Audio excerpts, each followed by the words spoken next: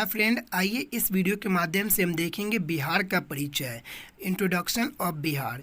दोस्तों, आगामी जितने भी आने वाले बिहार संबंधित एग्जाम्स होंगे उसमें 3 से 4 क्वेश्चंस इस टॉपिक से आपको मिलेंगे ही, बिहार के परिचय से। दोस्तों आइए बिहार एक नज़र पे हम काफ़ी अच्छे से चर्चा करेंगे। सबसे पहले हम देखते हैं बिहार के मानचित्र को। दोस्तों, यह बिहार का मानचित्र है। बिहार में कुल 38 जिले हैं। बिहार का क्षेत्रफल टोटल 94,163 वर्ग किलोमीटर है। बिहार का आकार जो है वह आयताकार है। ठीक है, बिहार से 3 राज्य सीमा साझा करते हैं और एक अंतर्राष्ट्रीय देश नेपाल सीमा साझा करता है। दोस्तों, बिहार के उत्तर पे नेपाल है, बिहार के पश्चिम में उत्तर प्रदेश है, बिहार के पूरब में पश्चिम बंगाल है और बिहार के दक्षिण में झारखंड है। दोस्तों, बिहार का उत्तर से दक्षिण की ओर लंबाई अगर हम देखें तो 395 वर्ग किलोमीटर है और पूरब से पश्चिम की ओर देखें तो यह 483 वर्ग किलोमीटर है। तो दोस्तों आइए बाकी की बात हम इसके परिचय में करते हैं। दोस्तों, बिहार का सामान्य परिचय।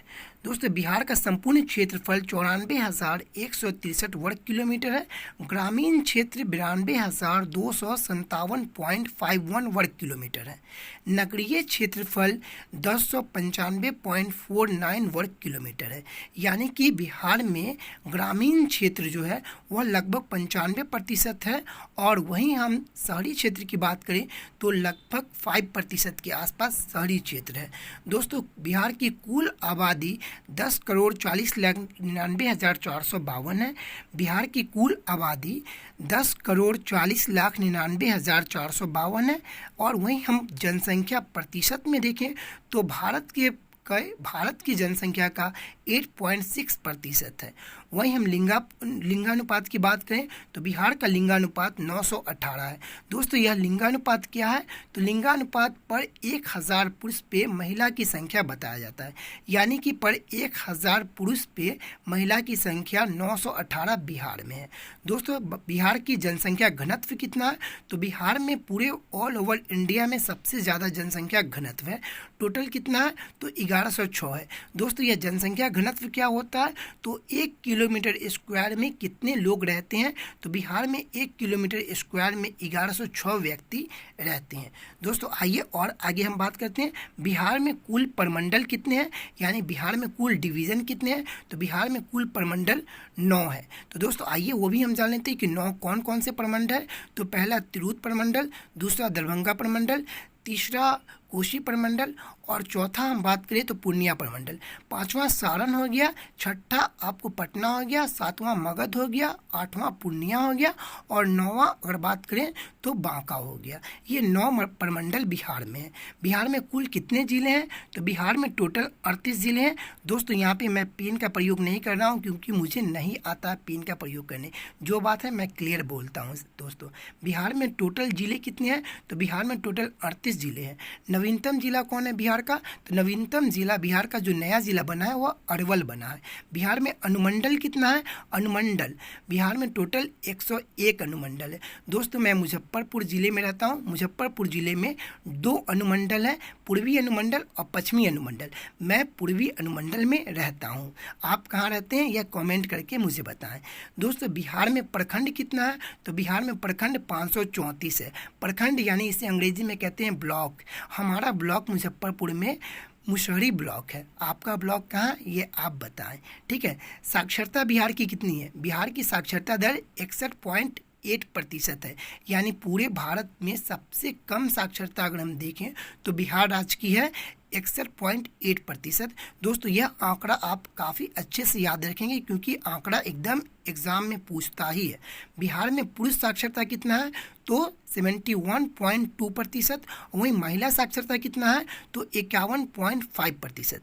ठीक है, टोटल साक्षरता कितना है? तो 61.8%। पुरुष साक्षरता कितना है? तो 61.2%। महिला साक्षरता कितना है? तो 51.5%। दोस्तों, आपको यह जानकारी के लिए हम ये भी बता दें कि यह जो हम आंकड़ा आपको जनसंख्या से संबंधित बता रहे हैं यह 2011 के जनसंख्या के अनुसार हम बात कर रहे हैं।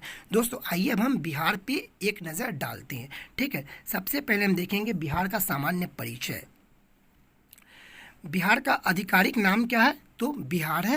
प्राचीन नाम इसका क्या था, यानी कि प्राचीन काल में बिहार को किस नाम से जाना जाता था, तो प्राच्य या पूर्व का देश। ठीक है, प्राचीन काल में इसे प्राच्य या पूर्व का देश के नाम से जाना जाता था।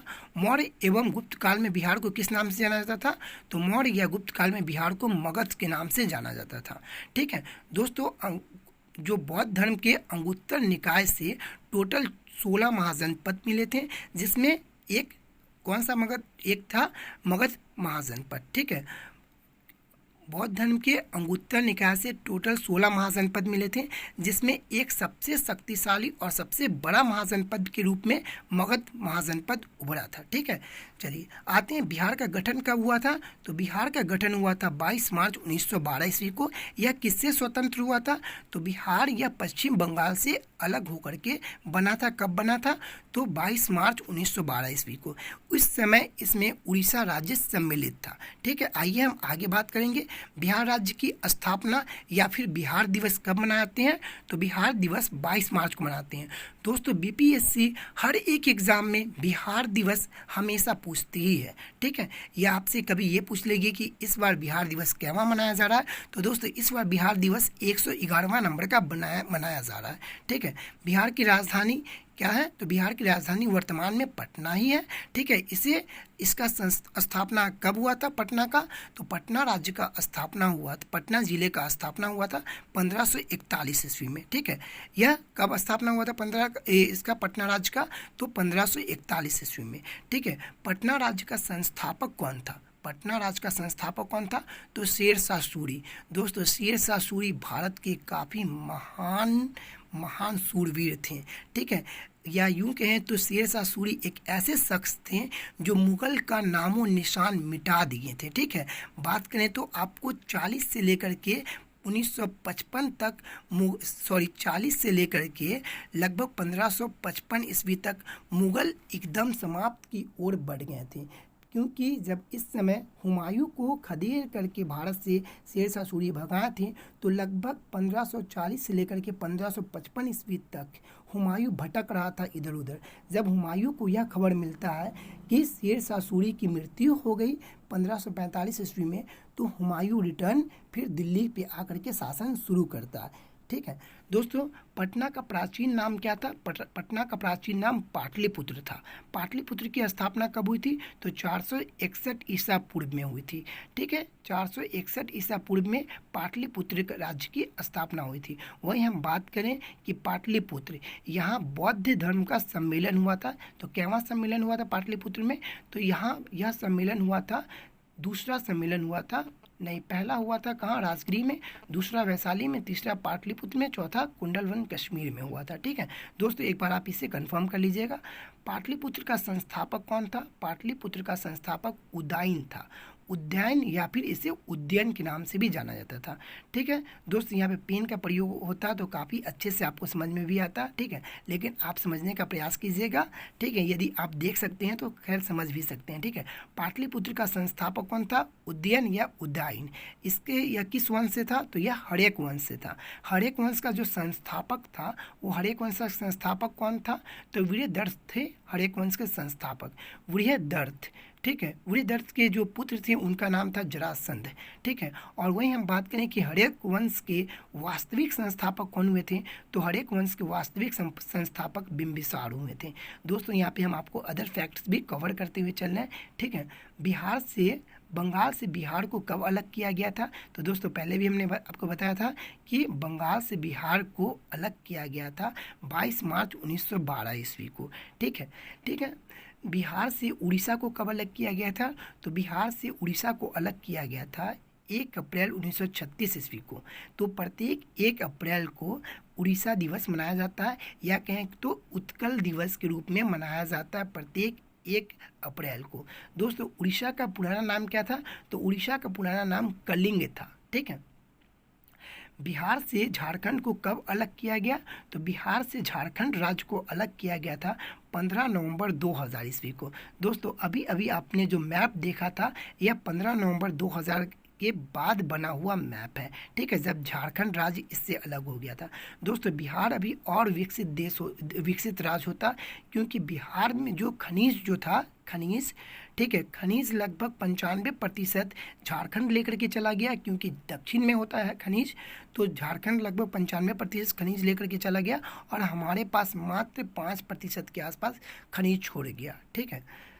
एक स्वतंत्र प्रदेश के रूप में गठन हुआ कब? एक स्वतंत्र प्रदेश के रूप में गठन हुआ था कब बिहार का? तो 1912 ईस्वी में एक स्वतंत्र प्रदेश के रूप में बिहार का गठन हुआ था। दोस्तों यह क्वेश्चन कई बार हो गया कि 1912 ईस्वी, इसे आप ध्यान रखें। एक भारतीय राज्य के रूप में बिहार का गठन कब हुआ था? तो एक भारतीय राज्य के रूप में बिहार का गठन 1 अप्रैल 1936 ईस्वी को हुआ था, ठीक है। आइए कुछ अदर पॉइंट देखते हैं बिहार से संबंधित, ठीक है। राजकीय प्रतीक, ठीक है, बिहार का कुछ महत्वपूर्ण राजकीय प्रतीक। बिहार का राजकीय चिन्ह कौन है? तो बिहार का राजकीय चिन्ह बोधि वृक्ष है, ठीक है। इसमें 2 स्वास्तिक के बीच स्थित है, यह 2 स्वास्तिक के बीच स्थित है, आपने देखा होगा, ठीक है। कई आप बिहार में राजकीय समाहरणालय वगैरह में यदि आप जाएंगे बिहार में कहीं पे, तो आपको आप दिखने को मिल जाएगा बोधि वृक्ष, ठीक है। राजकीय पशु कौन सा है बिहार का? तो बिहार का राजकीय पशु बैल है। दोस्तों यहाँ पे रासायनिक नाम या वैज्ञानिक नाम का हमको ज़रूरत नहीं है, इसलिए वैज्ञानिक नाम को इग्नोर करेंगे, ठीक है। तो पहला हमने क्या देखा? तो राजकीय चिन्ह क्या है? वृक्ष, बोधि वृक्ष, ठीक है। यहाँ पे गौतम बुद्ध को बोधि वृक्ष के नीचे ज्ञान की प्राप्ति हुई थी, इसीलिए बिहार का राजकीय चिन्ह कौन है? बोधि वृक्ष। और वही किस नदी के किनारे हुआ था गौतम बुद्ध को ज्ञान की प्राप्ति? तो निरंजना नदी के तट पर हुआ था। निरंजना नदी को और किस नाम से न जानते हैं? तो फल्गु नदी के नाम से जानते हैं। यह कहाँ पड़ता है? तो यह गया में पड़ता है। पिंडदान वगैरह कहाँ करने जाते हैं? तो यह गया में पिंडदान वगैरह करने जाते हैं, ठीक है। दोस्तों ये अदर फैक्ट्स भी आपको हम बताते चलते हैं। गौतम बुद्ध के जन्म कब हुआ था? तो गौतम बुद्ध का जन्म हुआ था 563 ईस्वी में, और वहीं गौतम बुद्ध की मृत्यु कब हुई थी? तो 483 ईस्वी में। दोस्तों ये 483 ईस्वी जो है गौतम बुद्ध की मृत्यु का आपको बाद में काम देंगी, मैं आगे चल के आपको बताता हूँ क्या काम देगी, ठीक है।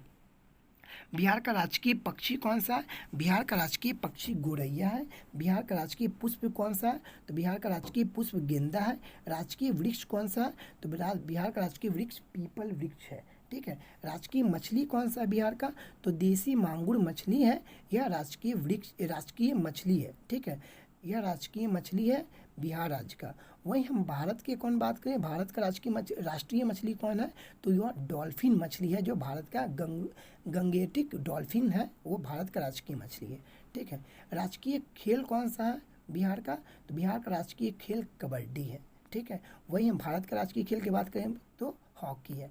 राजकीय भाषा कितनी है?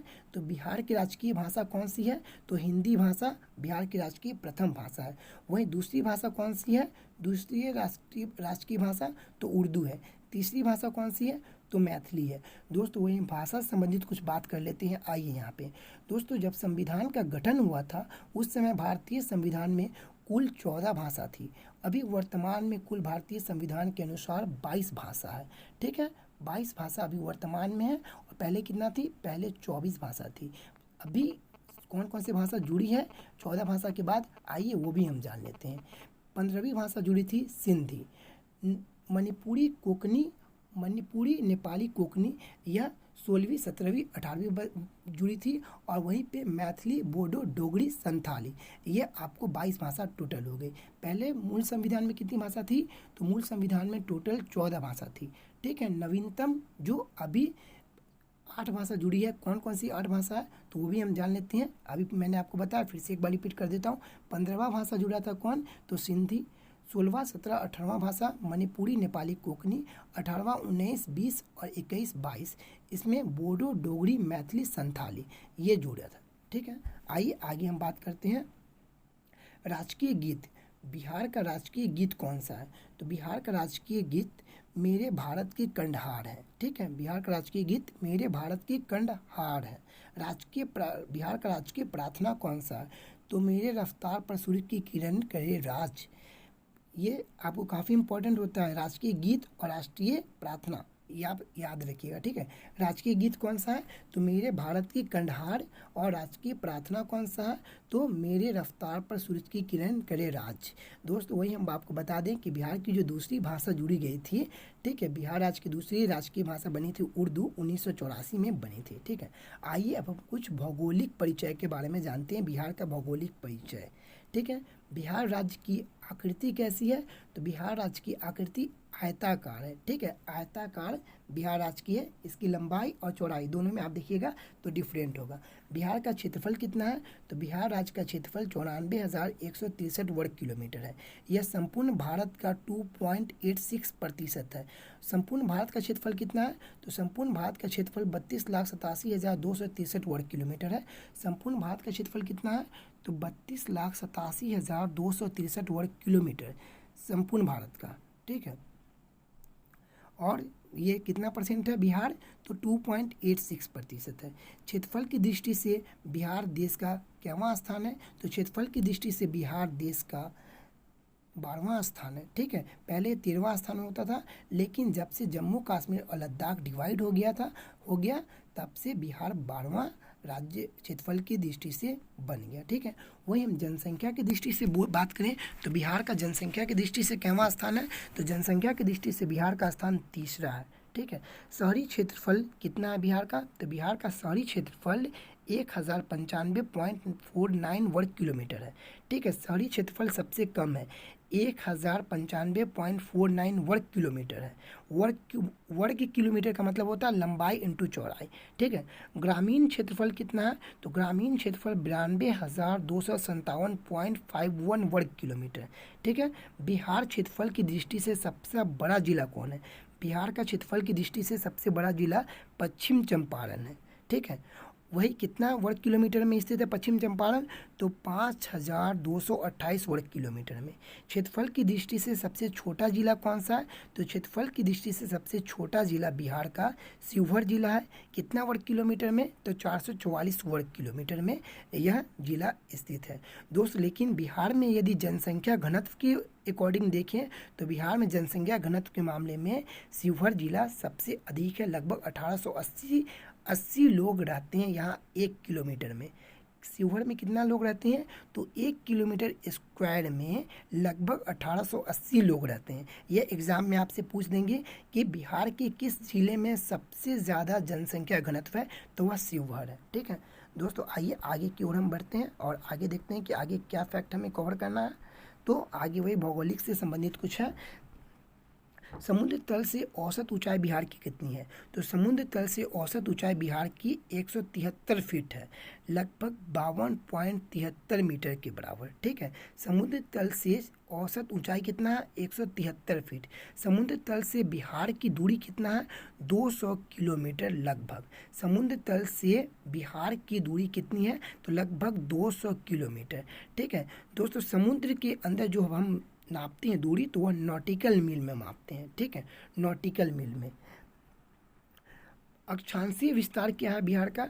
बिहार का अक्षांशीय विस्तार कितना क्या है? तो आइए वो जानते हैं। अक्षांशीय विस्तार 24 डिग्री 20 मिनट 10 सेकेंड से लेकर के 27 डिग्री 31 मिनट 15 सेकेंड उत्तरी अक्षांश में बिहार स्थित है, ठीक है। एक बार फिर से देख लेते हैं।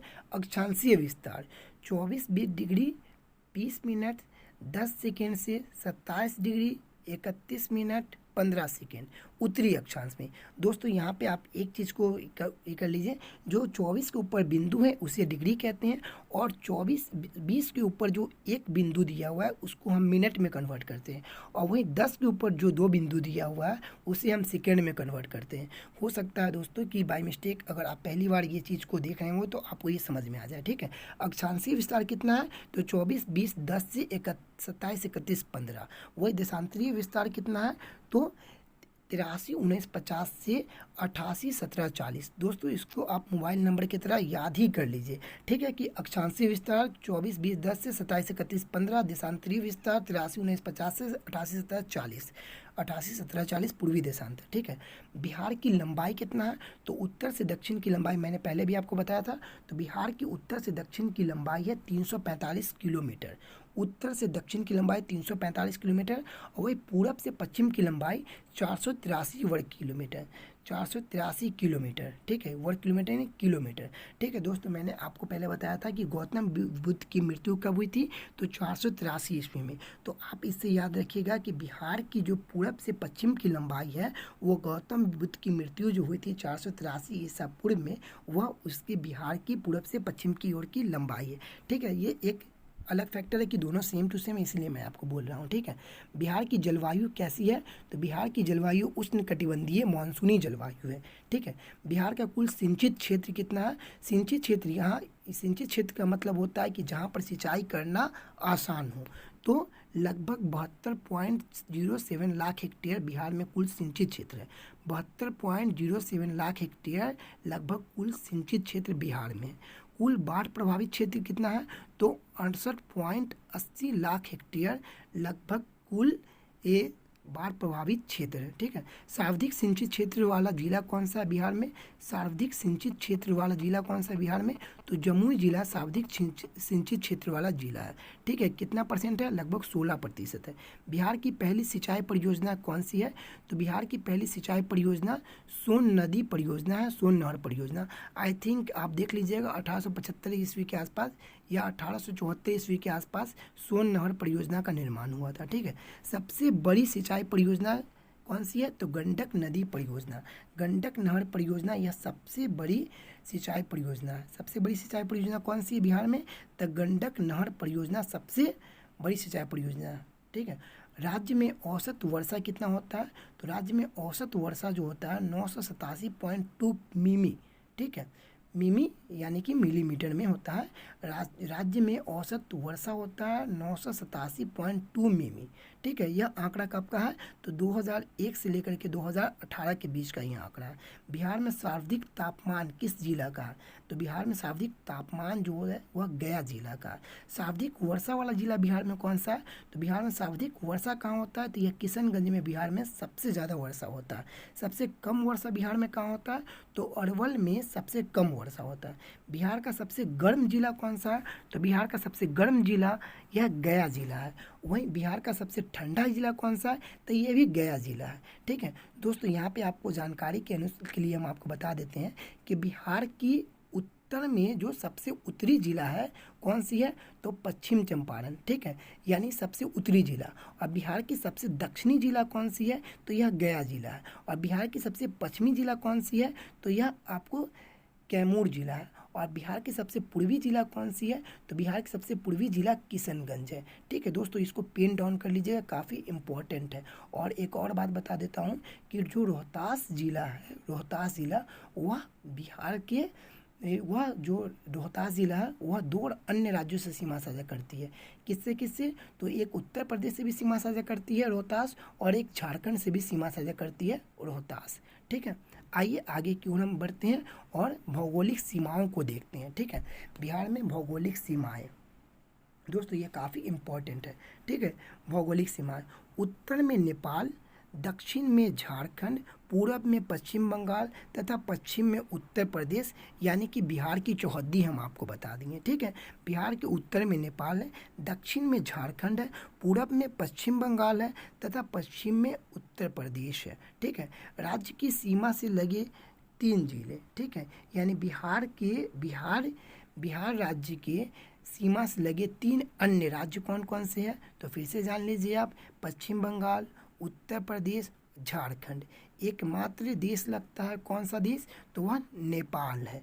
दोस्तों आप इसे ध्यानपूर्वक अच्छे से लिखते चलें या फिर आप इसे पेन डाउन करते ही चलें, बेहतर रहेगा आपके लिए।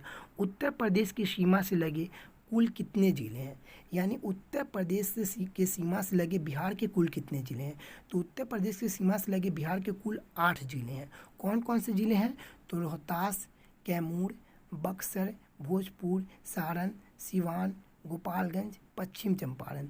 दोस्तों यह दक्षिण से हम उत्तर की ओर बढ़े हैं, ठीक है।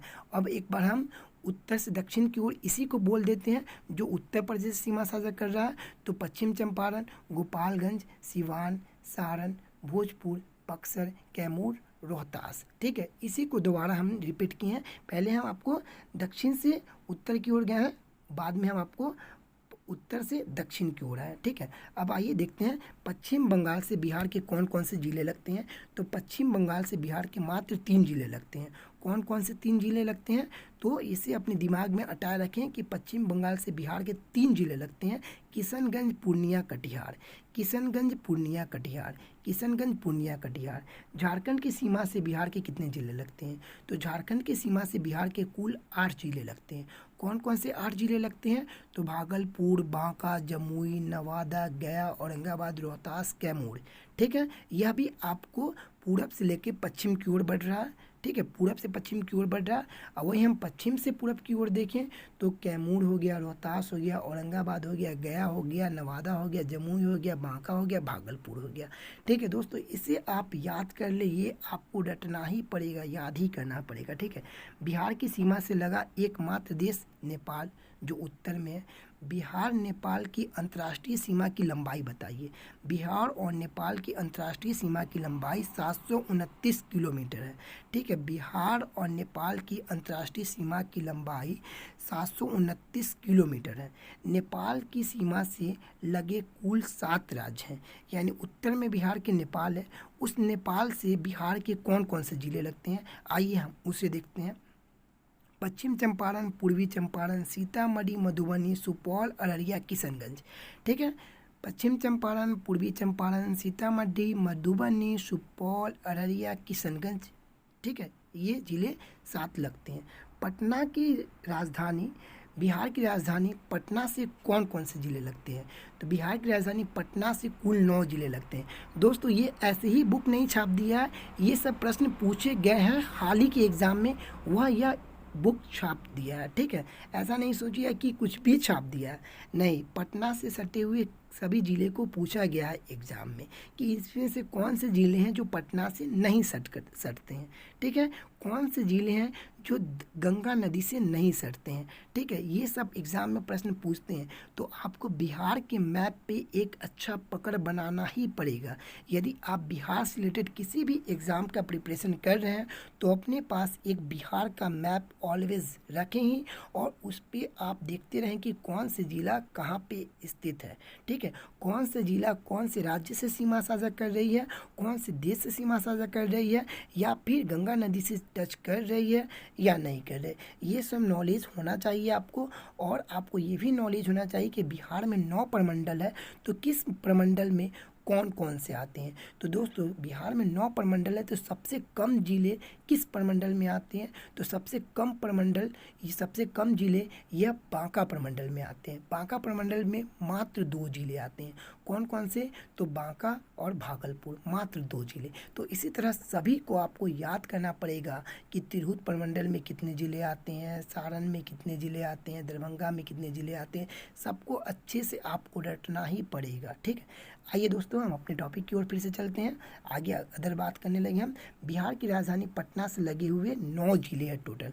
कौन कौन से ज़िले हैं, तो अरवल हो गया, जहानाबाद हो गया, नालंदा हो गया, लखीसराय हो गया, बेगूसराय हो गया, समस्तीपुर हो गया, वैशाली हो गया, सारण हो गया, भोजपुर हो गया। ठीक है, अरवल हो गया, जहानाबाद हो गया, लखीसराय हो गया, बेगूसराय हो गया, समस्तीपुर हो गया, वैशाली हो गया, सारण हो गया, भोजपुर हो गया। ठीक है, ये ज़िले पटना राज्य से सीमा साझा करते हैं। पटना ज़िले से सीमा साझा करते हैं, बार बार हमें राज्य निकल जाता है। सबसे उत्तर में कौन सा ज़िला है, तो पश्चिम चंपारण, मैंने बता ही दिया था आपको। सबसे दक्षिण में कौन सा है, तो गया है। सबसे पश्चिम में कौन सा है, तो कैमूर है। सबसे पूर्वी में कौन सा है, तो किशनगंज, वहीं जहाँ सबसे ज़्यादा वर्षा होती है कैमूर में। ठीक है, सबसे ज़्यादा वर्षा कहाँ होती है, तो किशनगंज में। तो दोस्तों, एक बार और आप हमारे इस वीडियो को देखें, और आपको यह वीडियो में मतलब कि आवाज़ बहुत धीरे धीरे आ रही है, तो आप इसे फास्ट करके देख सकते हैं, और आप इसे 1-2 बार देखेंगे ना, तो आपको यह पूरा एकदम क्लियर हो जाएगा बिहार का संपूर्ण परिचय। दोस्तों, मैं यह कई एग्ज़ाम दे चुका हूं, तो हमें इतना अनुभव है कि केवल इस जितना